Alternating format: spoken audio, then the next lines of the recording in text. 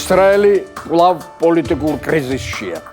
შეძლებს თუ არა ერდოღანი ძლიერი მეტოქის გზიდან ჩამოცილებას. პროტესტი მასკის წინააღმდეგ.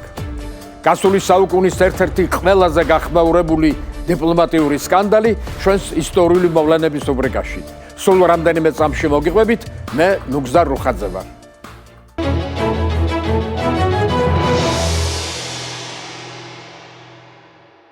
გამარჯობა. 2023 წლის 7 ოქტომბრის ტერაქტმა და ღაზას ომმა ისრაელში პოლიტიკური კრიზისი ოდნავ ჩააცხრო, მაგრამ პროცესებმა ახლა ისე ვიჩინა თავი. კრიზისი 2022 წელს დაიწყო, როცა ისრაელის სათავეში ბენიამინ ნეტანიაჰუ და ულტრაორთოდოქსული ძალები მოვიდა და ახალმა მთავრობამ ისრაელის პოლიტიკური ლანდშაფტის გადასხვაფერება მოინდომა.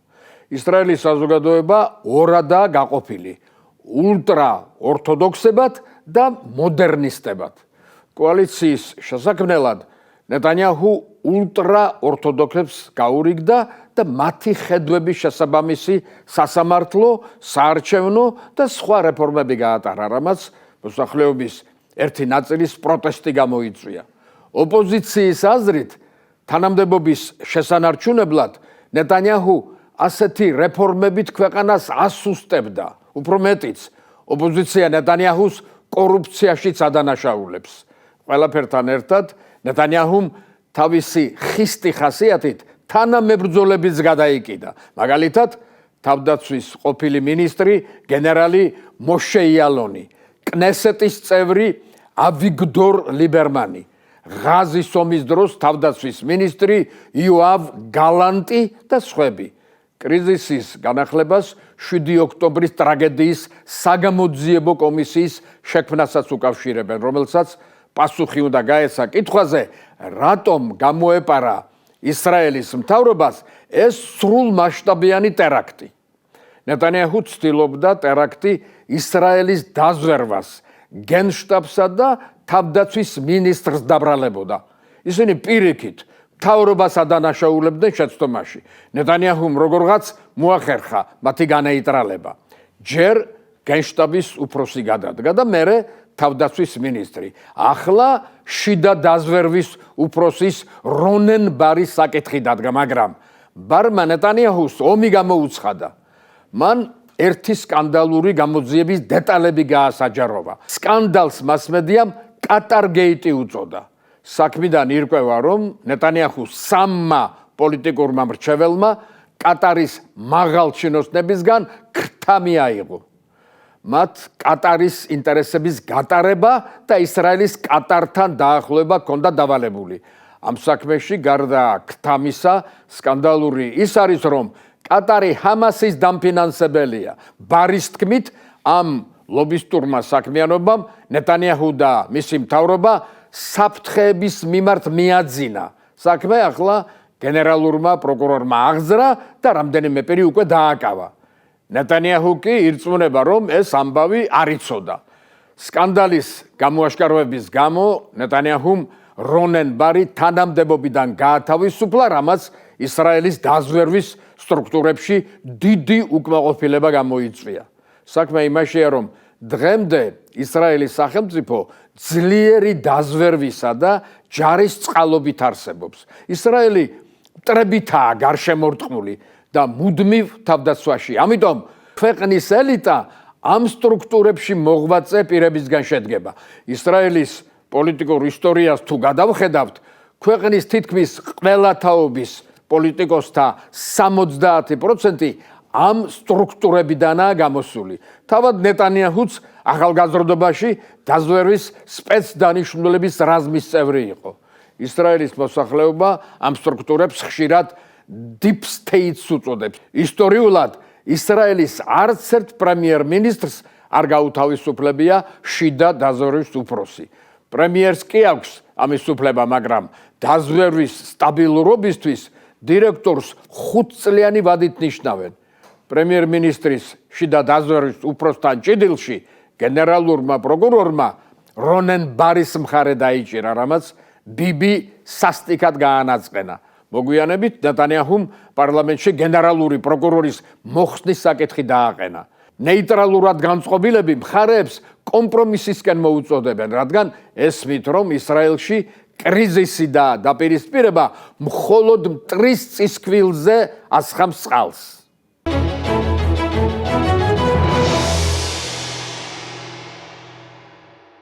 ოც წელზე მეტია, რაც თურქეთს რეჯეფ თაიფ ერდოღანი მართავს. ამ ხნის განმავლობაში მას წარმატებაც ბევრი ჰქონდა და კრიზისიც ბევრი გადაიტანა, რომლისგან ყოველთვის მშრალად გამოდიოდა ხოლმე. ქვეყანა სტაბილურად ვითარდებოდა, მაგრამ ბოლო დროს განვითარებულმა მოვლენებმა შესაძლოა თურქეთის სტაბილურობა შეარყიოს. ერდოღანი თურქეთის შიდა პოლიტიკურ თამაშში ვაბანგზე წავიდა. მან ქვეყნის ერთ-ერთი ყველაზე პოპულარული პოლიტიკოსი სტამბულის მერი ექრემ იმამოღლუ დააკავა, რომელსაც ქრთამის აღებასა და თაღლითობაში დასდეს ბრალი. დაკავების ორდერი სტამბულის მერის 100 სხვა თანამშრომელზეც გაიცა. იმამოღლუს დაპატიმრებამ მასების პროტესტი გამოიწვია. ერდოღანის მთავარმა ოპოზიციურმა ქემალისტურმა პარტიამ, რომლის წევრიცაა იმამოღლუ, ამ მასობრივ დაკავებებს სახელმწიფო გადატრიალების კვალიფიკაცია მისცა.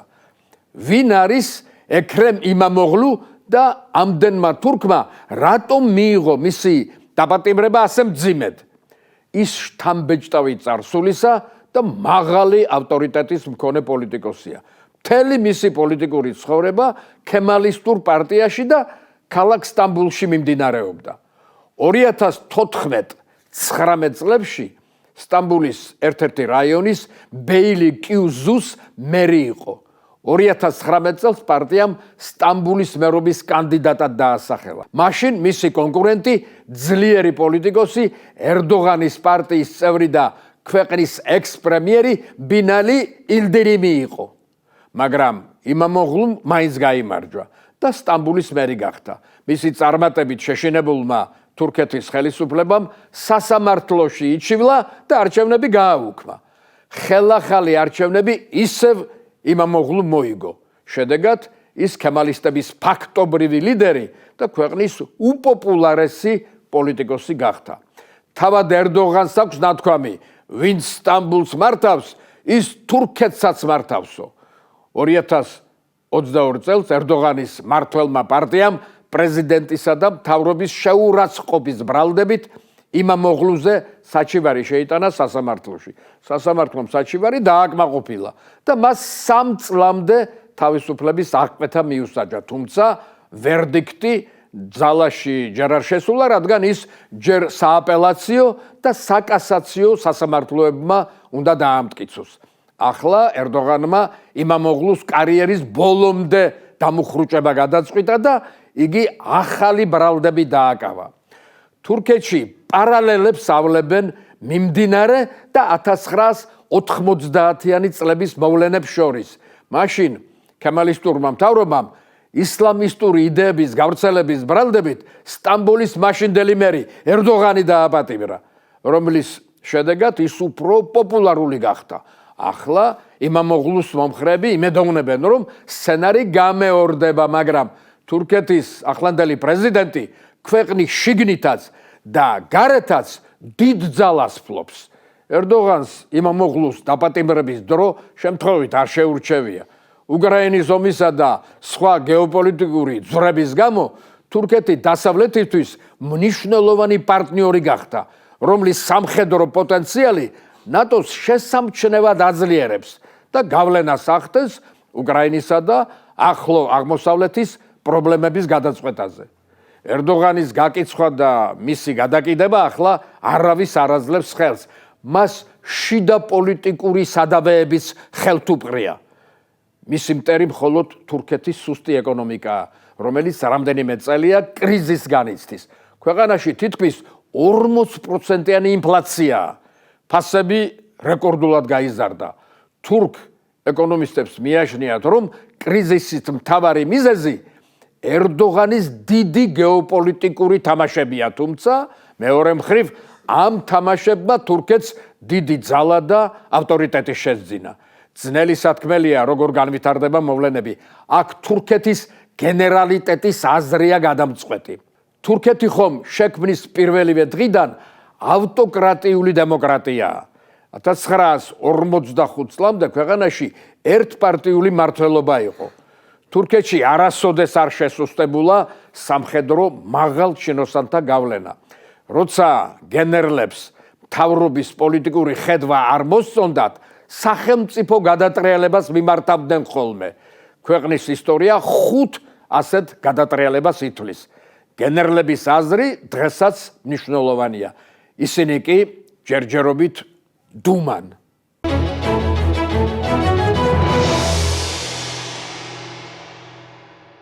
ბოლო 10 წელია ელექტრომობილმა ტესლამ მსოფლიოს ავტობაზრები დაიპყრო, მაგრამ დონალდ ტრამპის გაპრეზიდენტების შემდეგ კომპანიას იღბალმა უმტყუნა, რომლის მიზეზად ტესლას მფლობელის ილონ მასკის პიროვნებისა და მისი პოლიტიკური შეხედულებების მიმართ ლიბერალებისა და მემარცხენეების განწყობა სახელდება. მათ მიერ მასკის დაუფარავი დემონიზაცია მიმდინარეობს. ზოგს მიაჩნია, რომ ილონ მასკი ტრამპის რუხი კარდინალი, უფრო მეტიც, ქვეყნის არაოფიციალური მმართველია. დასავლეთის ბევრ ქვეყანაში, მათ შორის შეერთებულ შტატებში, მასკის საწინააღმდეგო საპროტესტო ტალღა აგორდა. მოძულეებმა ტესლას ბოიკოტი გამოუცხადეს, რამაც კომპანიაზე უდიდესი გავლენა მოახდინა. ტესლას აქციები დაეცა და გაყიდვათა რაოდენობა შემცირდა. ილონ მასკის მხარდასაჭერად დონალდ ტრამპმა ტესლას ელექტრომობილი შეიძინა და მასკთან ერთად მანქანა მასმედიას წარუდგინა, მაგრამ მასკის წინააღმდეგ საპროტესტო ტალღა არ ცხრება. პროტესტი ხშირად ადამიანთა რადიკალურ ქცევაში გადადის. რამდენიმე ქვეყანაში ტესლას მანქანებზე და სერვის ცენტრებზე კოორდინირებული თავდასხმების სერია დაფიქსირდა. ზოგმა რადიკალმა თავისი ტესლას მანქანა დემონსტრატიულად დაწვა ან დააზიანა. ზოგი კი სხვის მანქანებსა და სერვის ცენტრებზე გრაფიტის არაკორექტულ წარწერებს აკეთებს. ყველაზე საგანგაშო ცეცხლსასროლი იარაღითა და მოლოტოვის კოქტეილით თავდასხმები აღმოჩნდა, როდესაც ამერიკის არაერთ ქალაქში ჰქონდა ადგილი. ლას-ვეგასში ერთმა რადიკალმა ტესლას მანქანებს ცეცხლსასროლი იარაღით ესროლა და რამდენიმე ელექტრომობილს ცეცხლი წაუკიდა. მსგავსი ინციდენტები გამეორდა ორეგონის, კოლორადოს, სამხრეთ კაროლინისა და სხვა შტატებში. ზოგ შემთხვევაში პოლიციამ რადიკალების დაკავება შეძლო, ზოგში კი ვერა. ინციდენტები ისე გახშირდა, რომ აღძრულ საქმეთა კვლევაში FBI-ის საგანგებოდ გამოყოფილი გამომძიებლები ჩაერთვნენ. სწორედ FBI-მ გადაარჩინა ტესლას ერთი სალონი აფეთქებას. მათ ტეხასის შტატის ქალაქ ოსტინში ტესლას ავტოსალონში ცეცხლგამჩენი მოწყობილობები აღმოაჩინეს.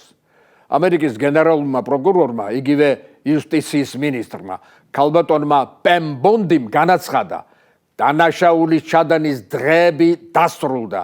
ჩვენ მყისიერად მოვახდენთ ინციდენტებზე რეაგირებას. თუ დანაშაულის შემთხვევები გაგრძელდა, რადიკალებს შიდა ტერორიზმის ბრალდებით გავასამართლებთო. ამერიკის პრეზიდენტმა კი უფრო მწვავე განცხადება გააკეთა. ასე გეტყვით, თუ ამას ტესლას ან ნებისმიერ სხვა კომპანიას გაუკეთებთ, გიპოვით და ჯოჯოხეთს მოგანატრებთ. ინციდენტმა ერთი სადავო იურიდიული საკითხი წამოსწია.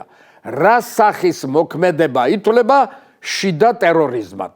საკითხი სადავოა, რადგან ამერიკის კანონმდებლობაში შიდა ტერორიზმის განმარტება არაა დაზუსტებული.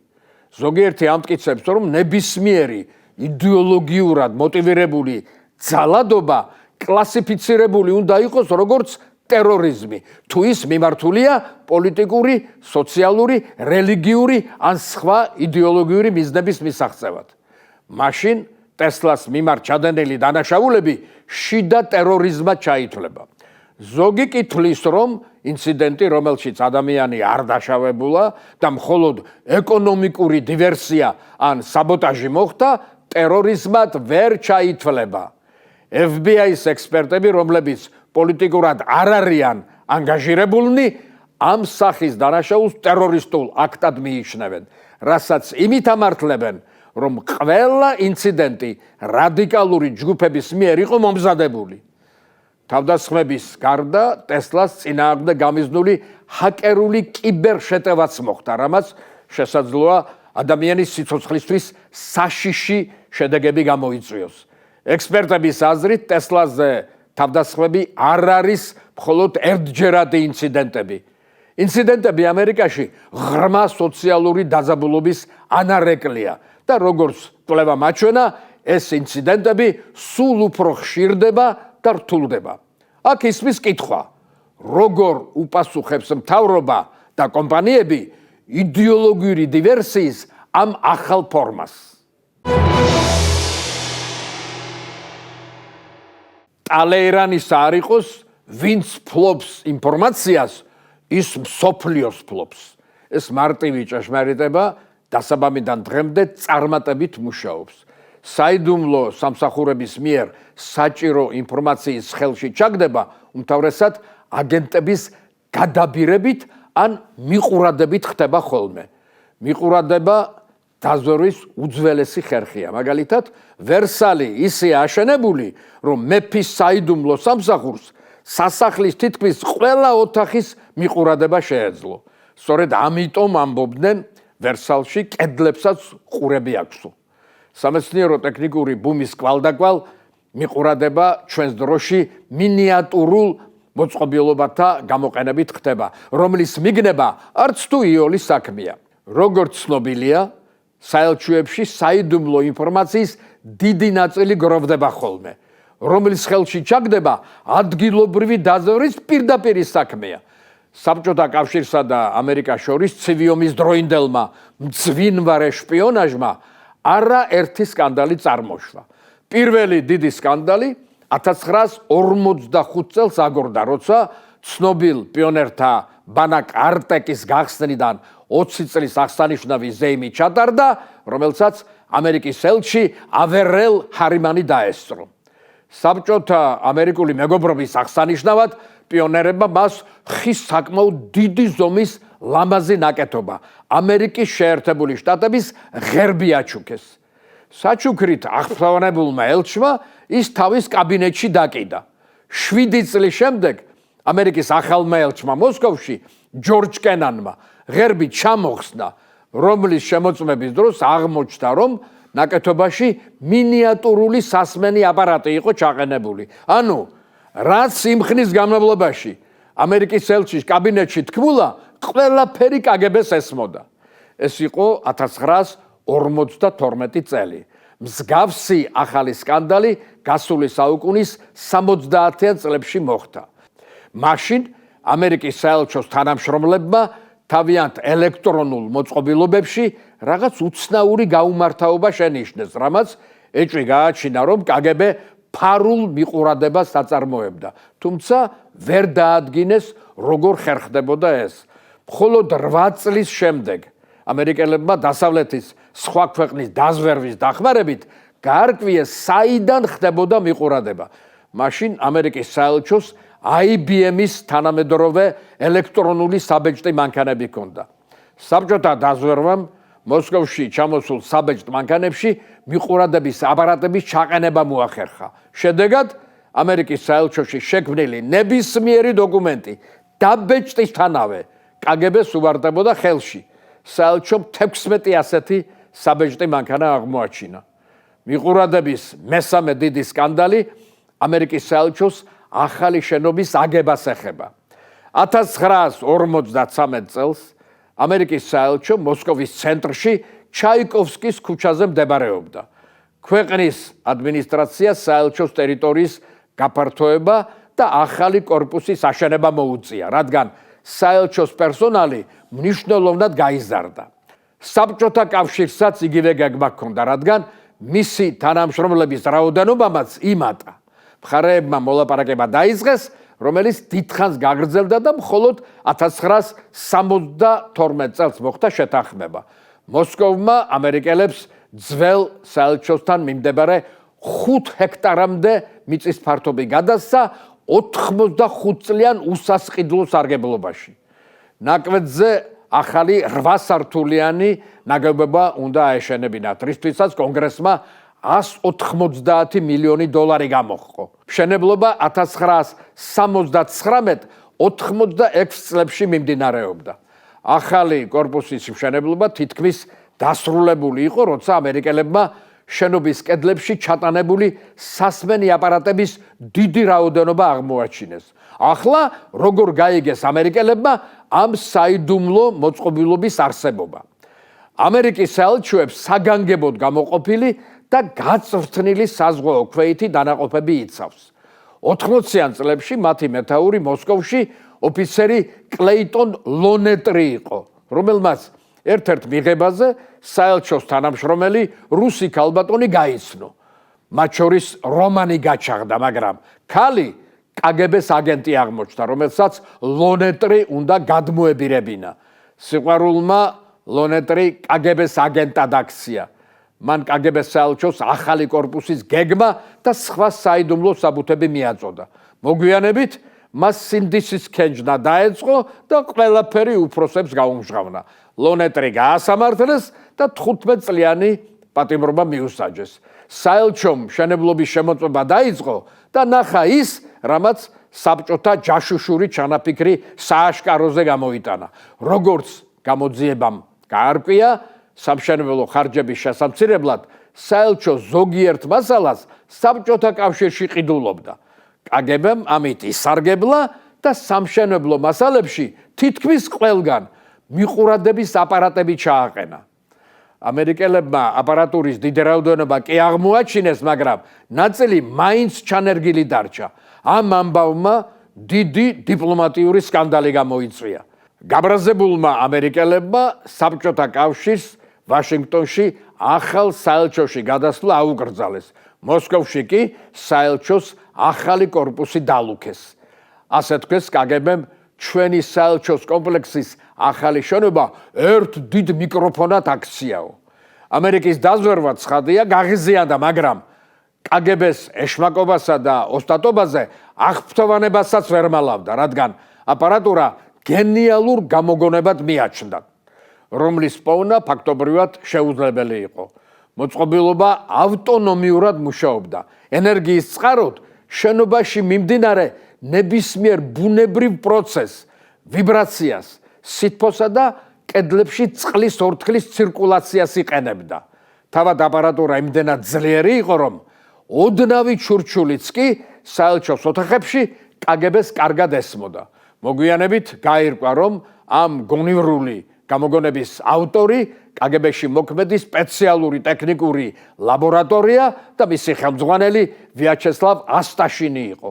1991 წელს საბჭოთა კავშირი რომ დაიშალა და რუსეთში ელცინის ხელისუფლება მოვიდა, მხარეებმა დაძაბულობის შემსუბუქება მოინდომეს. კგბ-ს უფროსმა ვადიმ ბაკატინმა ამერიკელებს საელჩოში ჩაყენებული აპარატურის განლაგების გეგმა გადასცა, რაც კგბ-ს ძველმა თანამშრომლებმა ღალატად მიიჩნიეს.